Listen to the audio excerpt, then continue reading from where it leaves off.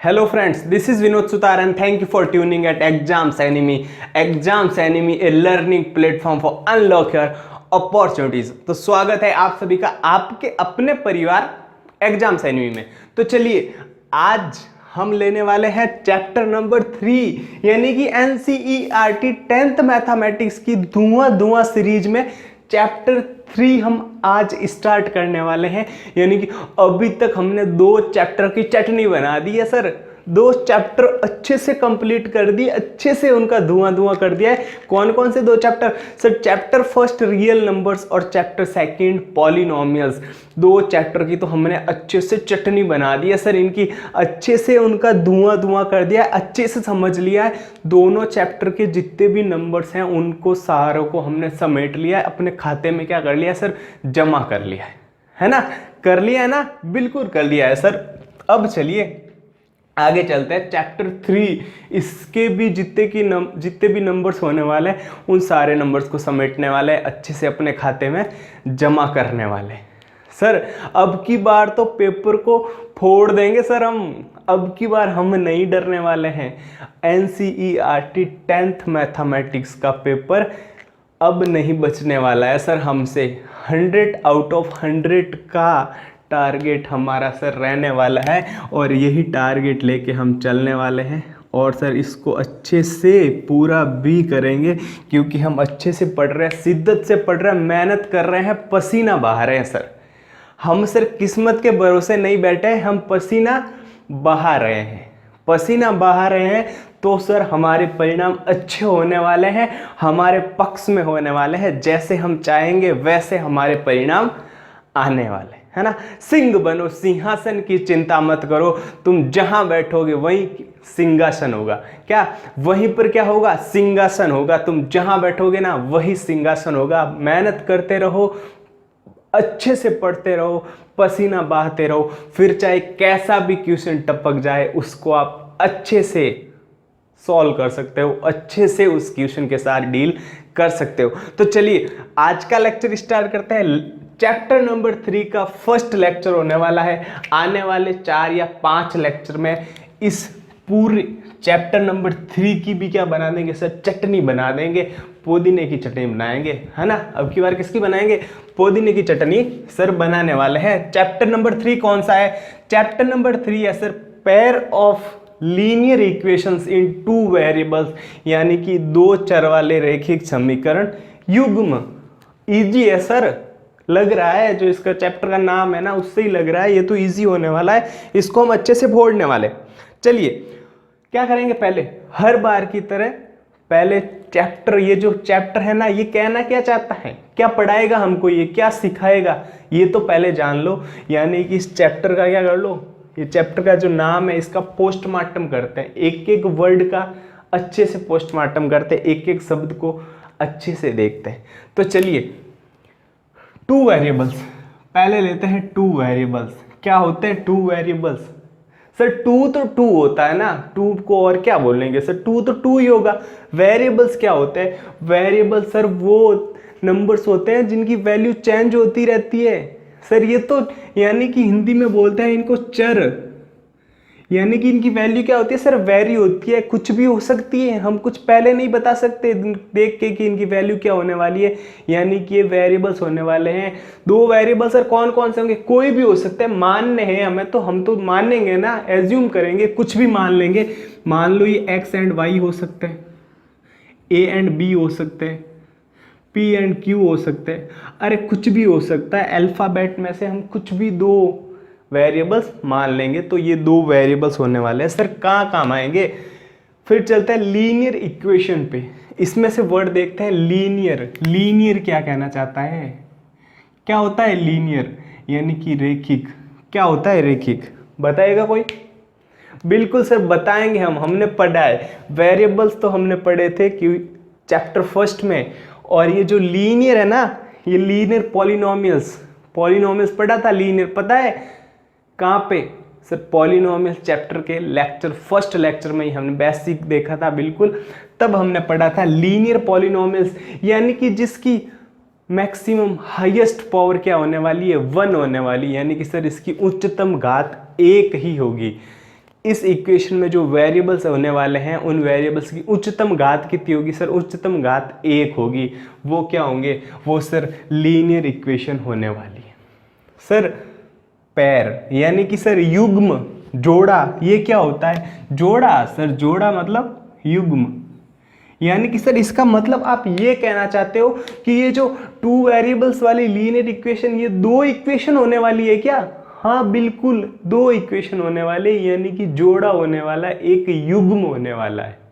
ठीक है सर, तो अभी ये भी बता दो, क्या उन दूसरी इक्वेशन में भी ये जो चर होने वाला है, जो पहली इक्वेशन में हम अगर एक्स वाई मानते हैं, दूसरी इक्वेशन में भी एक्स एंड वाई भी होने वाला है क्या? बिल्कुल सेम होने वाले। जो वेरिएबल्स होंगे वो दोनों इक्वेशन में क्या होंगे? सेम होंगे। युग्म कब होगा? जब बराबर होंगे तभी तो युग्म हो। मैं बोल रहा हूं कि एक मेरे पास पैर है मार्कर का, यानी कि मार्कर का एक जोड़ा है, तो जोड़ा है मतलब उसमें दोनों मार्कर ही है। ऐसा थोड़ी है कि एक मार्कर हो गया एक चौक हो गई, वो जोड़ा थोड़ी होता है। मार्कर का जोड़ा बोला है तो मार्कर ही होंगे दोनों। समझ रहे हो?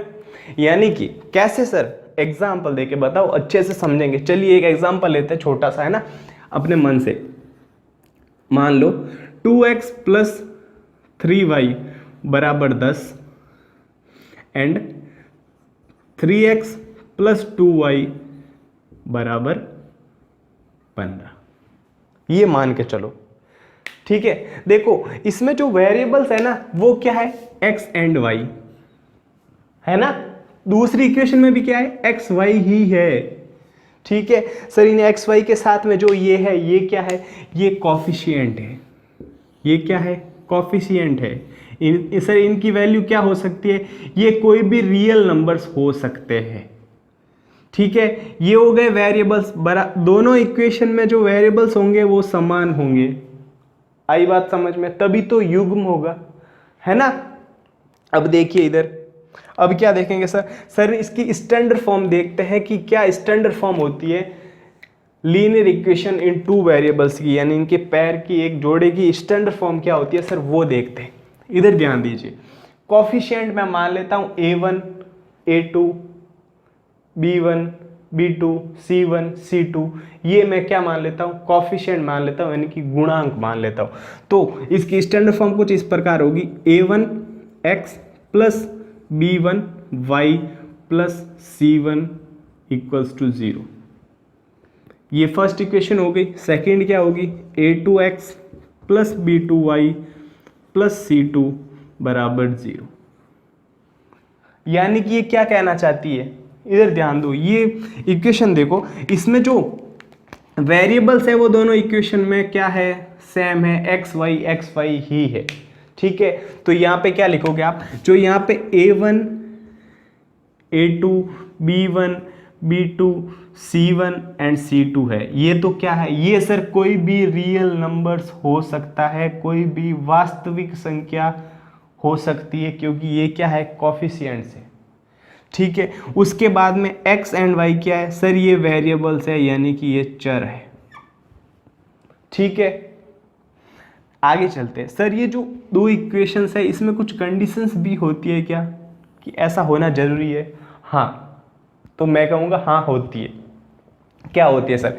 इसमें a1 एंड b1 जो ये 2 कॉफिशिएंट है, ये दोनों 0 कभी नहीं होने चाहिए। इनमें से एक 0 हो सकता है, दोनों a1 एंड b1 दोनों 0 नहीं हो सकते। यानी कि मैं क्या लिख सकता हूँ? a1² + b1² ≠ 0। ठीक है, इसका मतलब यही है कि इसमें से इसमें से एक तो 0 हो सकता है, बट दोनों 0 नहीं हो सकते। अगर दोनों 0 होंगे तो वो क्या हो जाएंगे? 0 के बराबर हो जाएंगे। इसी प्रकार सेकेंड इक्वेशन के लिए भी a2² + b2² ≠ 0। आई बात समझ में? यहाँ तक किसी को प्रॉब्लम? कोई प्रॉब्लम नहीं होनी चाहिए यहाँ तक। एकदम इजी है, बिल्कुल स्टैंडर्ड फॉर्म है, एकदम आसानी से पढ़ेंगे। ठीक है, अब देखो, अब आप नाम आया लीनियर इक्वेशन, यानी कि ये लीनियर इक्वेशंस है, 2 वेरिएबल्स है इनके अंदर, तो इनका ग्राफिकल रिप्रेजेंटेशन कैसा होगा आप मेरे को बताओ। मैंने आपको पॉलिनोमियल्स वाले चैप्टर में बताया था। तो आप बताओगे सर जो लीनियर पॉलिनोमियल्स होते हैं, जो लीनियर रेखिक होता है, उसका जो ग्राफिकल रिप्रेजेंटेशन होता है, उसका ग्राफ होता है, वो सर एक स्ट्रेट लाइन होती है, यानी कि एक सरल रेखा होती है। ठीक है, तो फिर अगर आपके पास दो इक्वेशन है तो आप इसको ग्राफ के रूप में भी तो निरूपित कर सकते हो ना। क्या प्रॉब्लम है सर? कुछ भी प्रॉब्लम नहीं है, इनको ग्राफ के रूप में निरूपित कर सकते हैं। हमारे पास दो वेरिएबल्स है, एक वेरिएबल्स की हम वैल्यू कुछ मानेंगे तो हमारे जो दूसरे वेरिएबल्स है उसकी वैल्यू निकल जाएगी। इसी प्रकार हमारे पास एक्स वाई की अगर सर वैल्यू आ गई तो हम अच्छे से उसको ग्राफ में क्या कर सकते हैं, प्लॉट कर सकते हैं। ठीक है, तो ये हो गया। ये आपके अगर यहां तक अगर आपको कोई भी डाउट नहीं है, अच्छे से समझ में आ गया, अच्छे से आपने इस चीज को समझ लिया, तो आप एक्सरसाइज 3.1 को अच्छे से शिद्दत से निपटा सकते हो, उसको अच्छे से अंगुलियों पे नागिन डांस करवा सकते हो। ठीक है, चले एक्सरसाइज 3.1 की तरफ। चलो सर, नहीं, एक्सरसाइज 3.1 पे चलने से पहले मैं आपको एक एग्जाम्पल करवाने वाला हूं, एक छोटा सा उदाहरण लेने वाले हैं। हम तो सर ऐसे ही पढ़ते हैं, पहले थ्योरी अच्छी करते हैं, पूरे कंसेप्ट क्लियर करते हैं, फिर एक्सरसाइज पे मूव करते हैं ताकि एक्सरसाइज को अच्छे से निपटा सके। ठीक है, तो मैं एक एग्जाम्पल लेने वाला हूं, अच्छे से उदाहरण लेने वाला, छोटा ही लेंगे, अच्छे से उसको समझेंगे। छोटा बड़ा उदाहरण लेना हमारा कोई मकसद नहीं है, हमारा मकसद ये है कि हम उसको अच्छे से समझने वाले हैं, यानी कि हम क्वेश्चंस के साथ कैसे डील करने वाले हैं वो हमें मेथड देखना है, वो हमें कंसेप्ट देखना है। ठीक है, तो अगर ये चीज़ आपको नोट करनी है तो जल्दी से नोट कर लेना, वीडियो को पॉज करके। ठीक है, स्क्रीनशॉट लेना है तो स्क्रीनशॉट ले लेना। आगे चलते हैं, लेते हैं एक छोटा सा एग्जाम्पल, उसके हिसाब से आगे चलेंगे। फिर एक्सरसाइज 3.1 को तो ऐसे नागिन डांस करवाने वाले हैं, बस देखते जाओ आप। ये चैप्टर बहुत ही इजी है ना, एकदम इजी है, कुछ नहीं है इसमें, रट्टे मारने जैसा कुछ नहीं है, बिल्कुल सब कुछ समझने जैसा है। अच्छे से समझाऊंगा मैं, एकदम अच्छे से, टाइम लेके, है ना, टाइम हमारे पास बहुत है। अब देखो एक एग्जाम्पल लेते हैं, है ना, अच्छे से सुनना। देखो एक एग्जाम्पल लेते हैं, अच्छे से सुनना आप। मानते हैं एक व्यक्ति है, कोई भी एक व्यक्ति है, वो दुकान पे जाता है और दुकानदार से क्या करता है, 2 पेन लेता है और 4 पेंसिल लेता है। ठीक है, अच्छे से सुनना, 2 पेन लेता है, 4 पेंसिल लेता है और दुकानदार को 40 रुपये देता है, 40 रुपये का भुगतान करता है, 40 रुपये पे करता है। ठीक है, फिर दूसरी बार वो दुकान पे जाता है, उस टाइम वो क्या करता है, वो 4 पेन लेता है, 2 पेंसिल लेता है और 50 रुपये पे करता है। ठीक है, फिर वो आपसे क्वेश्चन ये पूछेगा कि अब आप इसको क्या करो, इक्वेशन यानी कि लीनियर इक्वेशन इन 2 वेरिएबल्स यानी कि बीज गणितीय रूप में व्यक्त करो। ठीक है, और ये भी पूछ सकता है कि ग्राफिकल रूप में व्यक्त करो।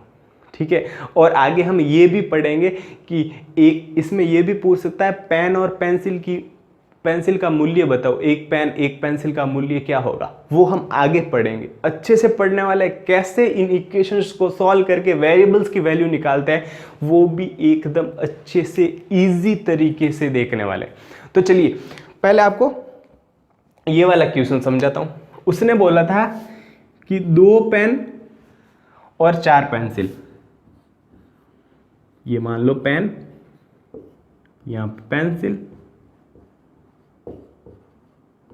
यहाँ पे जो कुल मूल्य, कुल जो उसने क्या क्या दुकानदार को दिया था, पे किया था, वो मान लेते।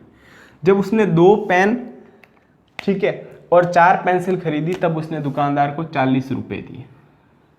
ठीक है, फिर उसने किया क्या, 4 पेन खरीदे और 2 पेंसिल खरीदी, तब दुकानदार को 50 रुपये दिए। अब देखना अच्छे से। अब वो बोल रहा है कि इसकी इक्वेशन बनाओ, तो कैसे बनाएंगे, कुछ ना कुछ तो वेरिएबल्स मानेंगे ना। तो हम क्या करेंगे, पहले इनकी वैल्यू तो मानते हैं, इनका मतलब मूल्य तो मानते हैं, पेन का मूल्य मान लेंगे, पेंसिल का मूल्य मानेंगे, उसके बाद तो हम इक्वेशन बना पाएंगे ना। तो माना, क्या करेंगे, लेट, मानते हैं एक पेन का मूल्य है ना, कॉस्ट पर पेन मान लो, एक पेन का मूल्य मान लो आप, मान लो कि x रुपए है। कितना है? x रुपए। ठीक है, एक वेरिएबल मान लिया x। एक फिर क्या मान लो एक पेंसिल का मूल्य, एक पेंसिल का मूल्य वो मान लो y रुपए है। ठीक है, यहां तक किसी को प्रॉब्लम नहीं है? सर बिल्कुल भी प्रॉब्लम नहीं है, हमने तो ये चीज मान ली। अब देखो, अब यहाँ पे लिखना है प्रश्नानुसार। मैं आपको एक फॉर्मेट बता रहा हूँ कि इस फॉर्मेट में आपको क्वेश्चन सॉल्व करना है एग्जाम में।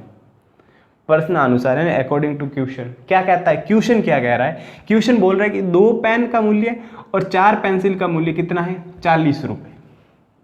एक पेन का मूल्य कितना है? x रुपए। तो 2 पेन का मूल्य कितना हो जाएगा? सर 2x रुपए, यानी कि 2x। हो रही है ना? अच्छे से हो रहा है ना? अब समझ पा रहे हो ना? रिलेट कर पा रहे हो चीजों को? एक पेंसिल का मूल्य है y रुपए, तो 4 पेंसिल का मूल्य कितना हो जाएगा? सर 4y रुपए। सर इन दोनों का जो मूल्य है वो कितना है? टोटल जोड़ के सर 40 रुपए होने वाला है, यानी कि 2x प्लस 4y कितना होने वाला है? 40 होने वाला है। यही आपकी हो गई इक्वेशन नंबर फर्स्ट। एक इक्वेशन तो बन गई सर। दूसरी तो अब हम बना लेंगे सर, अब आप छोड़ो, है ना? अब आप सर हमें बोल दो कि आप बनाओ तो हम भी बना लेंगे। अब सब कुछ समझ में आ गया। देखो मैं बताता हूं, और एक पेन का मूल्य x रुपए है। आगे चलो, 4 पेन का मूल्य कितना हो जाएगा? सर 4x रुपए, यानी कि 4x। एक पेंसिल का मूल्य y रुपए है, तो 2 पेंसिल का मूल्य कितना हो जाएगा? सर 2y रुपए, 2y रुपए। सर 4 पेन और 2 पेंसिल का मूल्य, इन दोनों को जोड़ोगे तो कितना है? सर 50 रुपए है टोटल मूल्य, यानी कि इनका टोटल मूल्य कितना है? सर 50 रुपए है, यानी कि ये क्या हो गई? इक्वेशन 2। ये बन गई आपकी दोनों इक्वेशन। आपने इसको एल्जेब्रिक फॉर्म में क्या कर दिया? रिप्रेजेंट कर दिया। ठीक है, अब वो आपसे अगर ये पूछ ले कि इसको ग्राफिकल रूप में रिप्रेजेंट करो तो कोई प्रॉब्लम होगी क्या? बिल्कुल नहीं होगी सर। इस इक्वेशन को आगे हम इस प्रकार सॉल्व कर लेंगे। कैसे करोगे? x की वैल्यू निकाल दो यहाँ से। सर x की वैल्यू ये निकल जाएगी, x बराबर 40 तो इधर है, 4y को मैं इधर भेजूंगा तो क्या हो जाएगा? इधर प्लस में है तो इधर जाएगा तो माइनस में हो जाएगा 4y। 2 यहाँ पे मल्टीप्लाई में 2 जाएगा, इसमें डिवाइड में हो जाएगा। अब सर मैं कोई भी वैल्यू यहाँ पे y की वैल्यू रखूंगा, उसके अकॉर्डिंग मेरी x की वैल्यू आ जाएगी। तो x एंड y, सर मान लेते हैं y की मैं दो अलग अलग डिफरेंट वैल्यू लूंगा, उस पर x की 2 अलग अलग डिफरेंट वैल्यू आ जाएगी। फिर जो x y मेरे पास x y की जो वैल्यू आएगी उसको मैं क्या कर लूँगा? ग्राफ में प्लॉट कर लेंगे और एक स्ट्रेट लाइन आ जाएगी। उसी प्रकार यहाँ से भी x निकाल सकते हो। क्या निकल जाएगा? Sir 50 minus 2y upon 4। ठीक है, यानी कि दोनों इक्वेशन को आप क्या कर सकते हो? ग्राफिकल रिप्रेजेंटेशन कर सकते हो, इसका ग्राफ में प्लॉट कर सकते हो। तो ये तो हो गई पूरी थ्योरी। अच्छे से एक एग्जांपल के साथ भी सारे कंसेप्ट क्लियर कर लिए। अब अच्छे से आप एक्सरसाइज 3.1 को अब अच्छे से कर सकते हो, है ना? अब अच्छे तरीके से कर सकते हो, कोई भी प्रॉब्लम नहीं होने वाली है। तो चलते हैं एक्सरसाइज 3.1 की तरफ मूव करते हैं। उसका अच्छे से क्या करते हैं? धुआं करते हैं। तो चलिए एक्सरसाइज 3.1 का क्वेश्चन नंबर फर्स्ट लेते हैं। चलिए, तो ये रहा एक्सरसाइज 3.1 का क्वेश्चन नंबर फर्स्ट। देखते हैं क्वेश्चन नंबर फर्स्ट क्या कहता है, क्या हमसे कहना चाहता है। ठीक है, तो देखते हैं। चलिए, क्वेश्चन नंबर फर्स्ट बोल रहा है कि आफ्ताब टेल्स हिज डॉटर, यानी कि आफ्ताब है जो अपने पुत्री को कहता है, क्या कहता है? वो कहता है कि 7 years ago I was 7 times as old as you were then, यानी कि 7 साल पहले। ठीक है, वो बोल रहा है कि 7 साल पहले मैं तुम्हारी आयु से कितना था? 7 गुना था। मतलब 7 साल पहले, यानी कि 7 साल पहले आफ्ताब की जो आयु थी और 7 साल पहले उसकी पुत्री की जो आयु थी, उस पुत्री की आयु से आफ्ताब कितना? 7 गुना बड़ा था। कितना था? 7 गुना था। ठीक है, फिर वो क्या बोलता है? आल्सो, ठीक है, 3 years फ्रॉम नाउ, यानी कि अब से 3 साल बाद, यानी कि वो वर्तमान की बात कर रहे हैं, यानी वर्तमान से 3 साल बाद, ठीक है। I shall be 3 times as old as you will be, यानी कि अब से 3 साल बाद मैं तुम्हारी आयु का कितना 3 गुना रह जाऊंगा, ठीक है। फिर क्वेश्चन कह रहा है कि represent this situation algebraically and graphically, graphically या जियोमेट्रिकली, कुछ भी कह सकते हो। ये बोल रहा है कि इसको अब आप है ना अलजेब्रिक यानी बीजगणितीय रूप में और ग्राफिकली यानी ग्राफीय रूप में क्या करो, व्यक्त करो, ठीक है। तो हम बोलेंगे अभी करते हैं, हमें सब कुछ आता है, हमारे सारे कंसेप्ट क्लियर है, हमने सब कुछ पढ़ के रखा है। तो अभी देखो, पहले क्या करोगे, पहले ये मानो कि आफताब की आप एक तो वर्तमान आयु मानो और उसकी पुत्री की भी क्या मानो, वर्तमान आयु मानो। फिर आगे क्वेश्चन की ओर बढ़ो, यानी पहले आफताब, तो हम क्या करेंगे, आफताब यानी कि माना, ठीक है। क्या लेट, क्या मानेंगे हम, मानेंगे कि आफताब की वर्तमान आयु यानी कि प्रेजेंट एज ऑफ आफताब, क्या माने, माना कि आफताब की वर्तमान आयु, आफताब है ना, आफताब की वर्तमान आयु, अच्छे से देख लेना, अच्छे से एकदम फॉर्मेट में लेके चल रहा हूं ना, ऐसे ही आपको करना है। आफताब की वर्तमान आयु मान लो x वर्ष, क्या मान लो, x वर्ष, ठीक है। अब क्या मान लो उसके पुत्री की भी वर्तमान आयु क्या मान लो, वो मान लो y वर्ष। यहां तक कोई प्रॉब्लम बिल्कुल नहीं है सर, हमने 2 वेरिएबल्स मान लिए, इनकी हमें अभी वर्तमान जो आयु है वो हमें पता चल गई है, ठीक है। क्या है, x वर्ष एंड y वर्ष।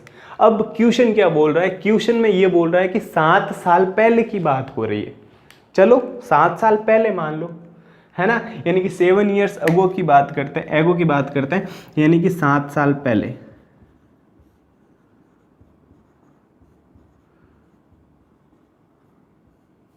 क्या होगा 7 साल पहले, 7 साल पहले आफताब की आयु क्या हो जाएगी,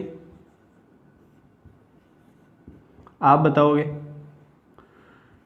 सर। वर्तमान से पिछली बात हो रही है ना, पहले की बात हो रही है, यानी कि वर्तमान में अगर x वर्ष है तो उससे क्या 7 वर्ष कम ही तो होगा, यानी कि क्या हो जाएगा x - 7 वर्ष, ये देखो, ठीक है। और उसकी पुत्री की आयु क्या हो जाएगी 7 वर्ष पहले, वो हो जाएगी सर y - 7 वर्ष, क्योंकि पुत्री की वर्तमान आयु क्या मानी हमने, y वर्ष, ठीक है। यहां तक हो गया, कोई प्रॉब्लम नहीं है, कोई प्रॉब्लम नहीं है सर।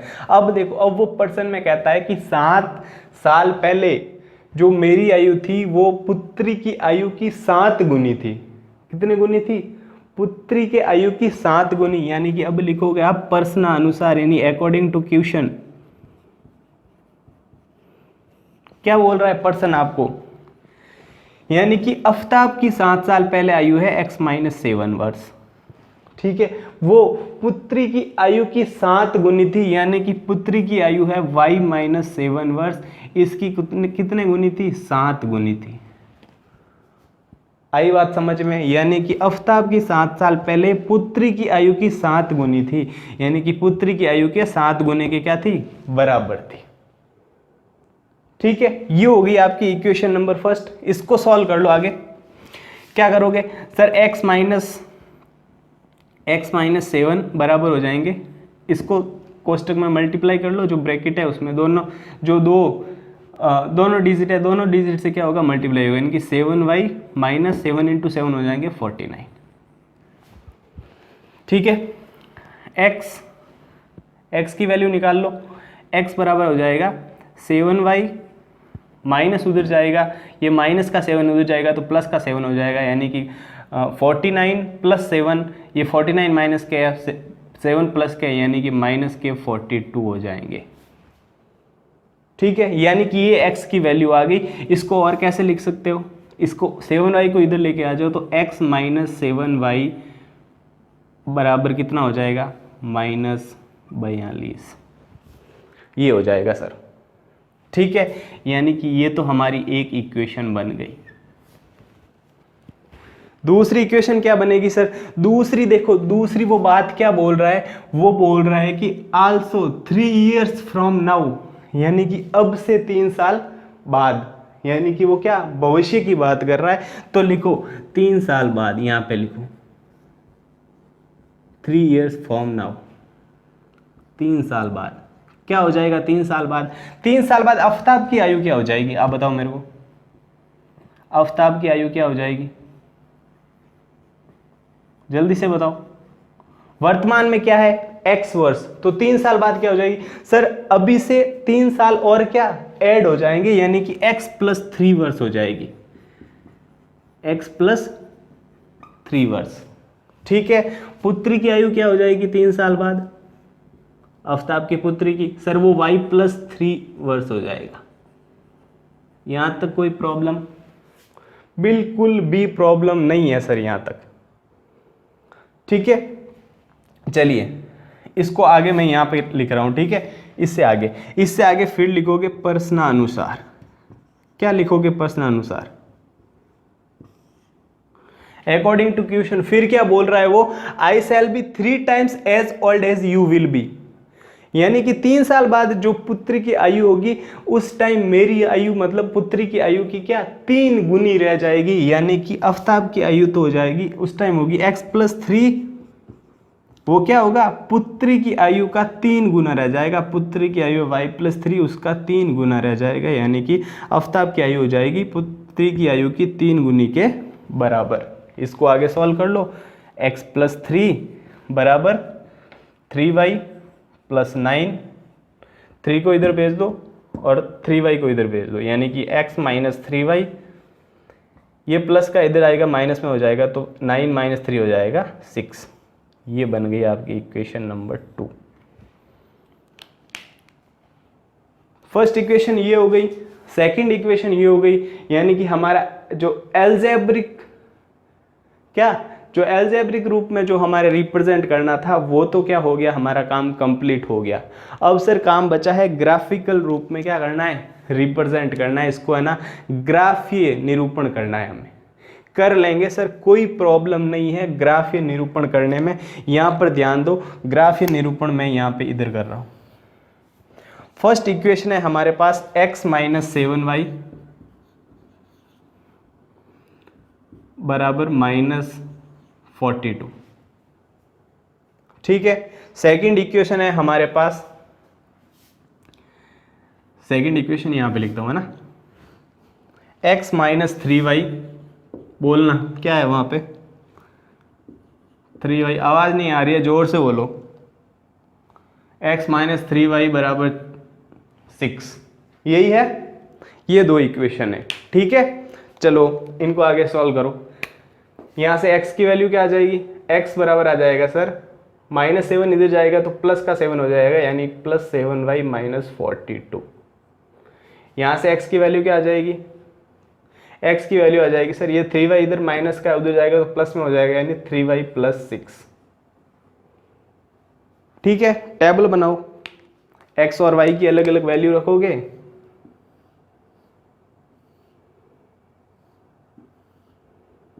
x y। ग्राफिकल रूप में रिप्रेजेंट करना बिल्कुल भी इजी है, इसमें कोई प्रॉब्लम वाली बात नहीं है, फिर भी मैं आपको करवा रहा हूँ, है ना।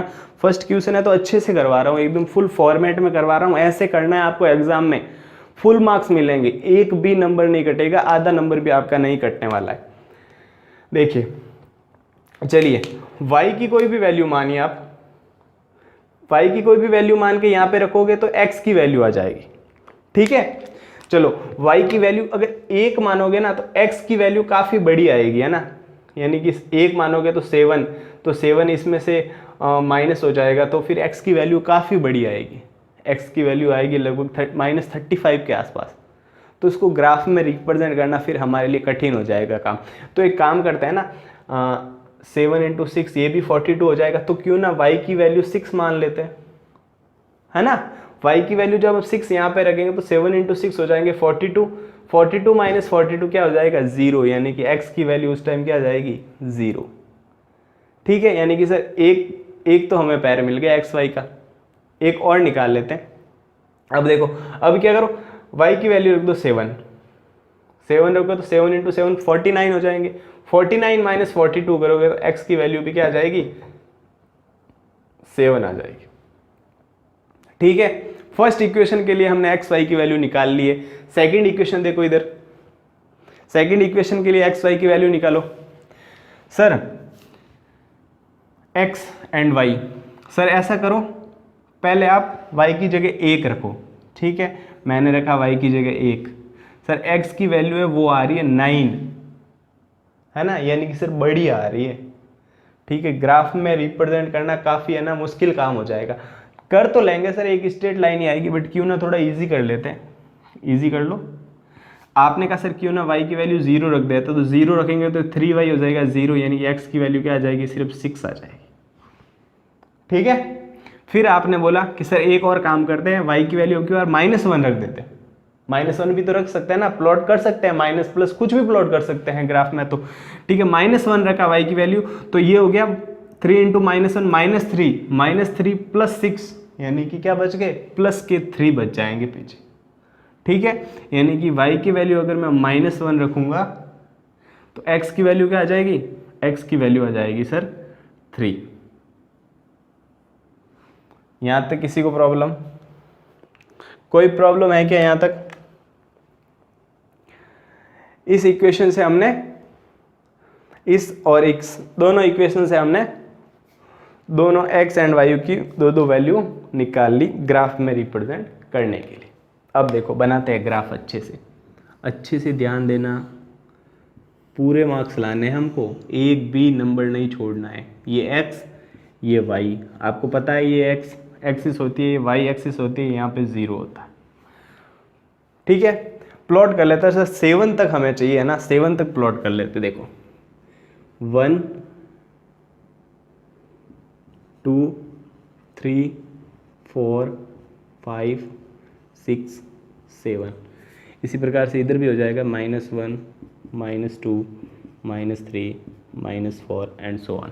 ठीक है, फिर y की पॉजिटिव कहाँ होती है सर, ऊपर होती है y की पॉजिटिव एक्सिस, यानी कि 1 2 3 4 5 6 एंड 7।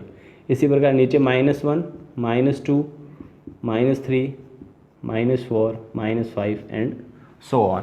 अब देखो, करो रिप्रेजेंट करो, फर्स्ट इक्वेशन को रिप्रेजेंट करो। सर x की वैल्यू जब 0 थी तो y की वैल्यू सर 6 है, यानी कि x की 0 है, यानी कि x अक्ष की कहाँ रखनी है, 0 पे ही रखनी है, कहीं नहीं जाना है।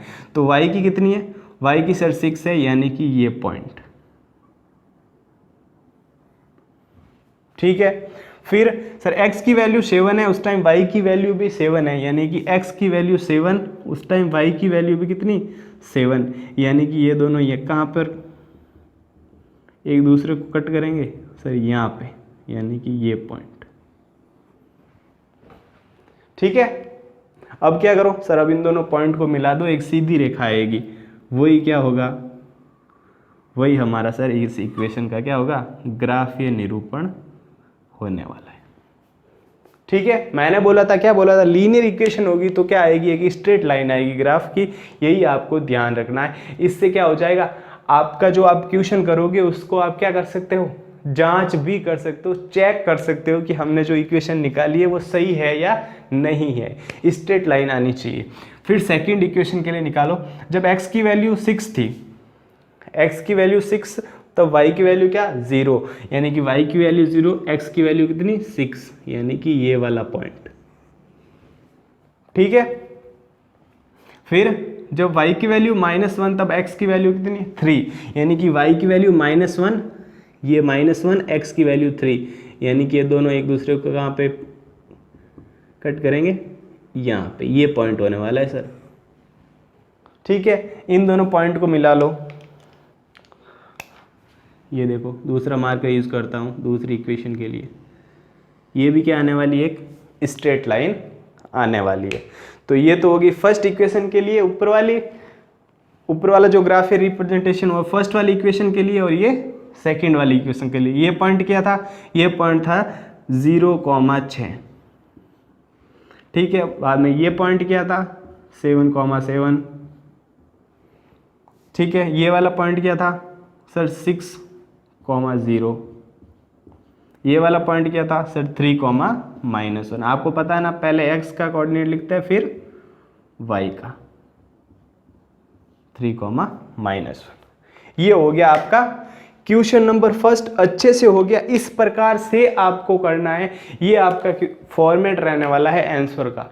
इस प्रकार से करोगे एग्जाम में पूरे पूरे नंबर मिलने वाले हैं, एक भी नंबर आपका नहीं कटने वाला है। ठीक है, इसमें आपका एक भी नंबर नहीं कटेगा, पूरे पूरे नंबर आपको एग्जाम में मिलेंगे अगर आप इस प्रकार से क्या करोगे, आंसर दोगे।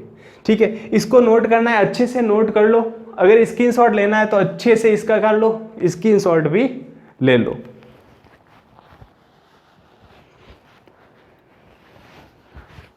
ठीक है, चलो फिर आगे चलते हैं। ये हो गया question number first. Question number second देखते हैं। क्वेश्चन नंबर सेकंड में ये बोल रहा है, एक कोच है, क्रिकेट टीम का एक कोच है, वो क्या करता है, खरीदारी करने जाता है। वो एक कुछ बैट खरीदता है, कुछ बॉल खरीदता है, उसके लिए कुछ पैसे पे करता है, कुछ रुपए पे करता है, फिर और कुछ बैट खरीदता है, कुछ बॉल खरीदता है, उसके लिए और पैसे पे करता है। किसके जैसा सर? अभी जो इससे पहले हमने एग्जाम्पल देखा सेम टू सेम सर, उसके जैसा क्वेश्चन है। वो क्वेश्चन हम करेंगे सर खुद, आप नहीं करवाओगे सर। चलो फिर है ना, वो क्वेश्चन आप होमवर्क में कर लेना, वो क्वेश्चन आपको करना है, अच्छे से हो जाएगा, एकदम इजी क्वेश्चन है, अच्छे से पढ़ना उसको, अच्छे से हो जाएगा, है ना। उसको आपको क्या करना है, एल्जेब्रिकली एंड जियोमेट्रिकली, यानी कि जियोमेट्रिकली ग्राफिकली एक ही चीज होती है। ठीक है, रिप्रेजेंट करना है, कर लोगे। Question number third, question number third भी तो सर सेकंड के जैसा ही है, वो भी तो हम ही करेंगे ना, हमारी अच्छे से प्रैक्टिस भी हो जाएगी। ठीक है, तो वो भी आप कर लेना। उसमें क्या कर रहा है, उसमें क्या क्या हो रहा है, कुछ अंगूर खरीदे जा रहे हैं, कुछ सेवे खरीदे जा रही है। ठीक है, कुछ एप्पल्स एंड ग्रेप्स खरीदे जा रहे हैं, उसके पैसे पे किए जा रहे हैं। फिर कुछ और केजीज क्या कर रहे हैं, ग्रेप्स खरीद रहे हैं, और कुछ अलग केजीज क्या एप्पल्स खरीद रहे हैं, उसके कुछ अलग पैसे पे कर रहे हैं। यानी कि ये भी कैसा है, ये भी उस एग्जाम्पल वाले क्वेश्चन के जैसा ही है। तो सेकंड क्वेश्चन और थर्ड क्वेश्चन आप कर लोगे, और इसी तरह एक्सरसाइज 3.1 का निपटारा हो गया। मैंने आपको बोला था ना, अगर आप अच्छे से कंसेप्ट क्लियर कर लोगे, अच्छे से थ्योरी पढ़ो ना, कंसेप्ट क्लियर करो, उस समय अच्छे से ध्यान दो, अच्छे से उसको टाइम दो, 2-5 मिनट ज़्यादा लगे ना, कोई प्रॉब्लम नहीं है। क्वेश्चन लगाते टाइम फिर आपको बिल्कुल भी टाइम नहीं लगने वाला है। जो एक्सरसाइज है वो ऐसे चुटकियों में आप निपटा दोगे। ठीक है, इसीलिए मैं जब आपको थ्योरी पढ़ाता हूँ ना, एकदम आराम से पढ़ाता हूँ, कंसेप्ट एकदम अच्छे से क्लियर किया करो।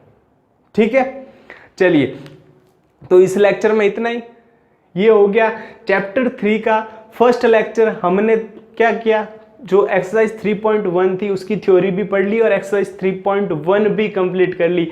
आगे के लेक्चर में और आगे थ्योरी पढ़ेंगे, फिर जो एक्सरसाइज है उसको क्या करेंगे, कंप्लीट करेंगे।